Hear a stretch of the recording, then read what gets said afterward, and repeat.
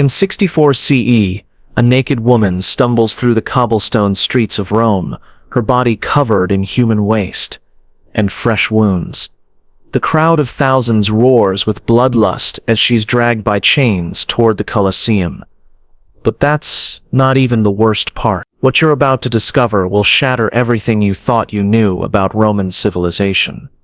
By the end of this video, you'll understand why modern historians tried to bury this story for centuries, and why some still refuse to teach it. I'm going to reveal 3 things that will haunt you.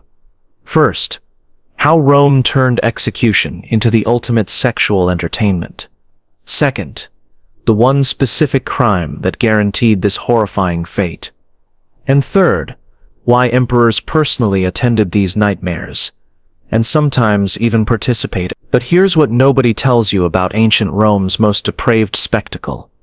If you think you can handle the brutal truth about humanity's darkest impulses, hit that subscribe button right now, because what happens next will change how you see ancient Rome, and maybe even our own society forever. You think you know about Roman brutality, gladiators fighting to the death. That was just the opening act. The real horror show was reserved for women who dared to defy the empire. Picture this. It's the height of the Roman Empire between the 1st and 3rd centuries CE. Rome controls half the known world, built magnificent architecture, created legal systems we still use today. This was supposed to be the pinnacle of civilization, but beneath the marble statues and grand speeches about honor, Rome had perfected something far more sinister than simple execution. They had weaponized sexual humiliation as the ultimate form of state terror. You see, for Romans, death wasn't enough. The empire needed to send a message that would echo through the streets, into every household, into the nightmares of anyone who might dare to challenge their power. Public executions weren't just about punishment. They were carefully choreographed spectacles, designed to break not just the body, but the spirit, the dignity, the very humanity of the condemned. Here's what historians don't want you to know. Rome didn't just execute women, they systematically destroyed them in the most intimate, degrading ways possible, turning their deaths into pornographic entertainment for the masses. But this wasn't random violence. This was calculated psychological warfare perfected over centuries, refined by emperors who understood that the threat of sexual humiliation could control an entire population. And the most terrifying part, the crowds loved men, women, children. Entire families would pack the arenas to watch women be stripped, violated, and slowly tortured to death. But that's nothing compared to what I'm about to show you, because the parade through the streets, that was just the warm-up act. Don't click away yet, because what happened in the arena makes everything else look merciful. Imagine you're standing in the streets of ancient Rome. The air reeks of unwashed bodies, rotting food, and something else. Fear mixed with excitement. The crowd is getting restless because they know what's coming. Then you hear it, the rhythmic clank of chains, echoing off stone walls. The crowd surges forward as guards drag a naked woman through the forum. It could be anything from adultery to treason to simply refusing a powerful man's advances. This is damnatio, Adbester's condemnation to the beasts. But here's what makes your stomach turn. Before facing the animals, she endures something worse. The Roman poet Martial wrote, "Eyewitness accounts that historians kept buried for centuries." He describes how the crowd would throw human waste, rotting vegetables, and sharp stones at these naked women. But that wasn't the worst part. The guards would force the condemned to stop at specific points throughout the city, not randomly, but at carefully chosen locations, outside temples where she might have worshipped, past the homes of her family members, through markets where she once shopped. Why? Because Romans understood that destroying someone's dignity was more powerful than simply ending their life. They were erasing not just the person, but their entire existence in the community. Marshall writes about one woman who tried to cover herself with her hand. The guards broke her fingers. Another attempted to fall to avoid the crowd's gaze. They dragged her upright and forced her to walk. But here's the detail that will chill you to the bone. Families were encouraged to attend. Roman parents brought their children to witness these parades. They called it education, teaching the consequences of defying Roman law. The woman's own relatives would sometimes join the crowd, throwing stones at their daughter's sister or mother, because if they didn't participate in the humiliation, they risked the same fate. And the guards, they weren't just following orders. They were specifically trained in psychological torture. They knew exactly how long to pause at each location to maximize the trauma. They understood which parts of the body to expose for maximum degradation. But that parade through the streets, that was just the beginning. What awaited these women in the arena would make everything you've just heard seem like mercy. Don't scroll away, because what I'm about to reveal next will shock you even more than what you've already seen. The arena gates slam shut behind her. 50,000 Romans pack the stands, cheering like they're watching a sporting event. But this isn't about lions or gladiators. This is about turning a human being's final moments into pornographic theater. Here's what historians tried to hide. Roman executions weren't quick deaths. Women were forced to reenact mythological rape scenes. Before being killed, they would dress them as mythological figures. Europa being ravaged by Zeus, as a bull leader assaulted by the swan. But these weren't symbolic reenactments. Roman guards would use trained animals to actually assault these women, while the crowd watched and cheered. The historian Caius Dio documented the trial of Empress Messalina in shocking detail. When she was condemned for adultery, really for threatening the emperor's power, they forced her to endure every degradation they had perfected over centuries. First, they stripped her before a crowd of senators.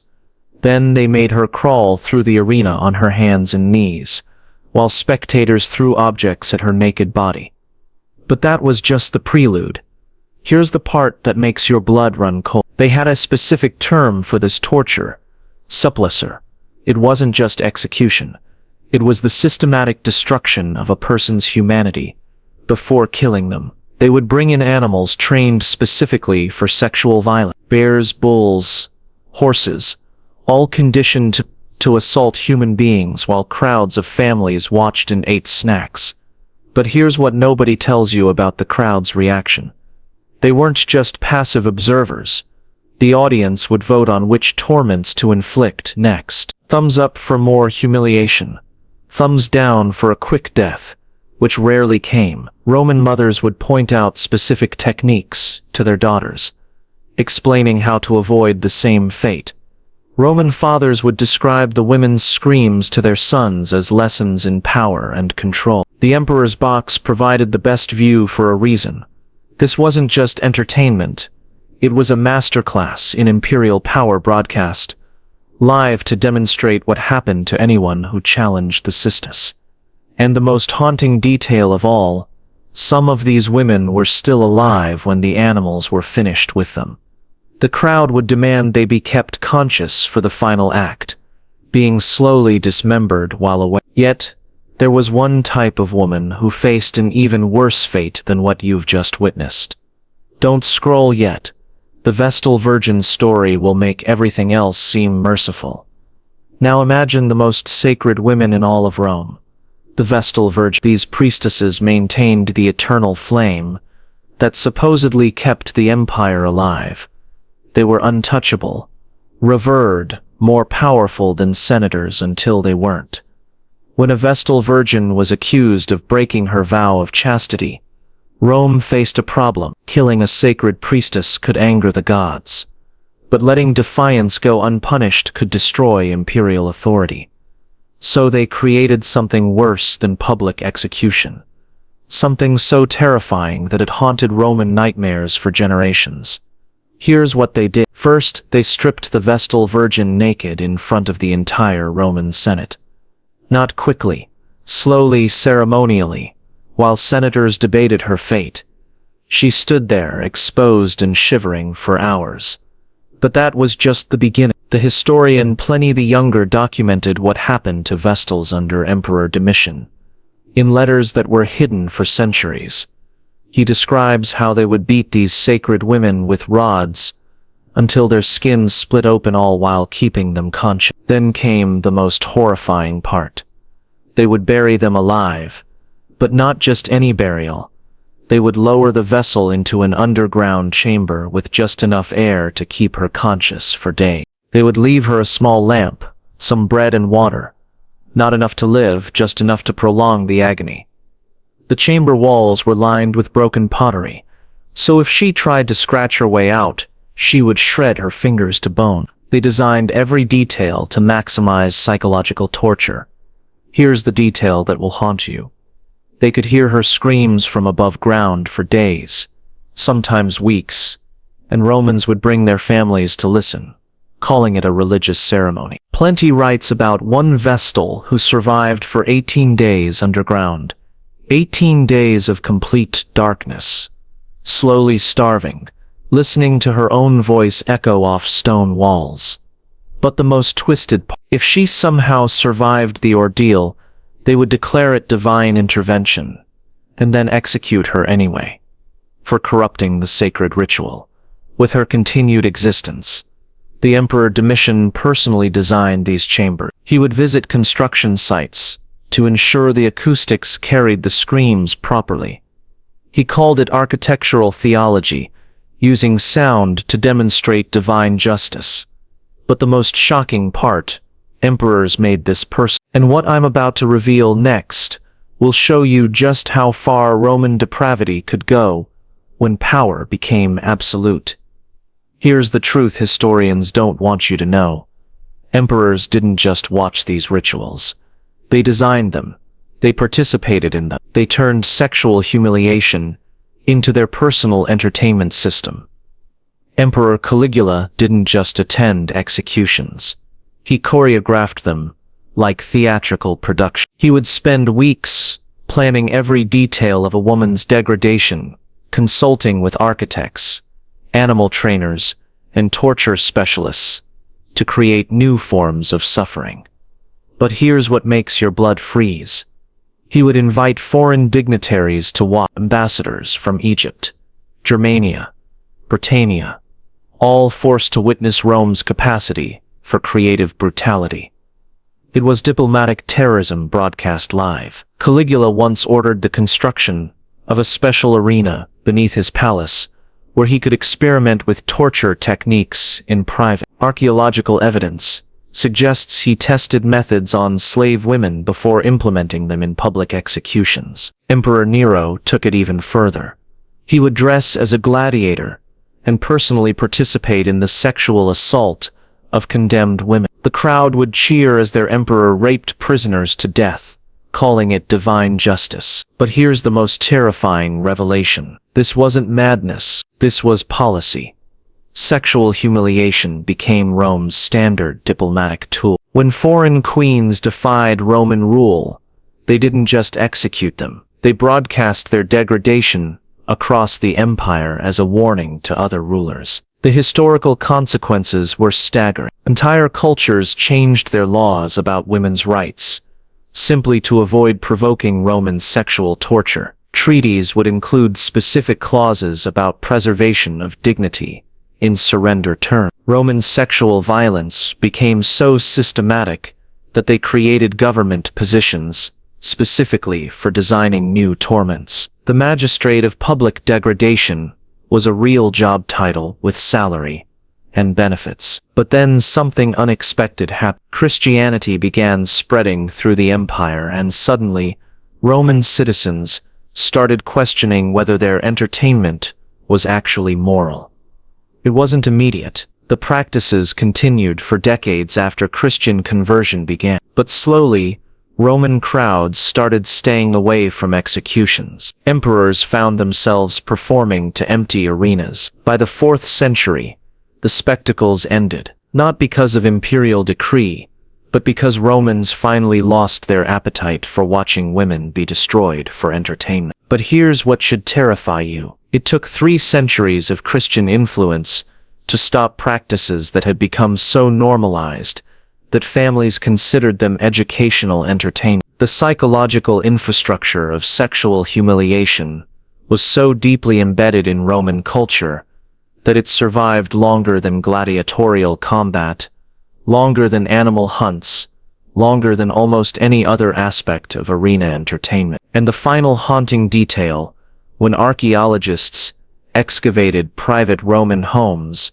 they found domestic artwork depicting these execution scenes. Romans decorated their dining rooms with images of women being sexually tortured to death. They had made brutality so normal that it became home decree. So what does this tell us about human nature, about civilization, about the thin line between order and savagery? Rome's legacy of institutionalized sexual violence reveals something terrifying. Any society can normalize the unthinkable if it serves those in power. What we've just explored wasn't the product of individual madness. It was systematic, bureaucratic, socially acceptable torture. And here's what should keep you awake at night. Public shaming still functions in our society today. We just use different tools: social media mobs, viral humiliation, coordinated harassment campaigns. The technology changes, but the psychological impulse remains. The Romans convinced themselves they were civilized